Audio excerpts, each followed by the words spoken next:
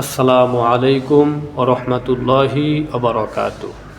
সম্মানিত দর্শক, এক ভয়ীন প্রশ্ন করেছেন, আপনজনদের মাঝে, আত্মীয়দের মাঝে কাদেরকে যাকাত দেওয়া যাবে এবং কাদেরকে যাকাত দেওয়া যাবে না। তো এর উত্তর হলো, আপনজনদের মধ্যে তিন শ্রেণীর লোক। এক, উসুল, পিতামাতা এবং উপরের দিকে তাদের পিতামাতা।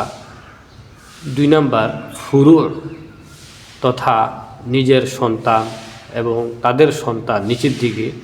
তিন, স্বামী কর্তৃক তার স্ত্রীকে যাকাত দেওয়া যাবে না। আমরা সহজে বলতে পারি যে একজন ব্যক্তির উপরে তার বাবা মা এবং তাদের বাবা মা এবং নিজের ছেলে মেয়ে এবং তাদের ছেলে মেয়ে নিচের দিকে, এবং স্বামী তার স্ত্রীকে যাকাত দিতে পারবে না। কারণ এই লোকগুলার দায়িত্ব এই ব্যক্তির উপরে এমনিতে রয়েছে।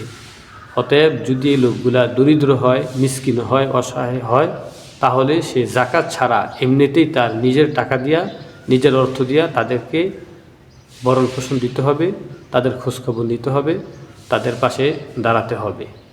আর এই তিন শ্রেণীর লোক ব্যতীত বাকি যত আপনজন আছে, আত্মীয় স্বজন আছে, যেমন ভাই, বোন, চাচা, চাচি, জ্যাঠা, জেঠি, খালা, খালু, ফুফা, ফুফি, এক কথায় এই তিন শ্রেণীর লোক ব্যতীত বাকি যত আপনজন আছে, আত্মীয় স্বজন আছে, সকলকে যাকাত দেওয়া যাবে।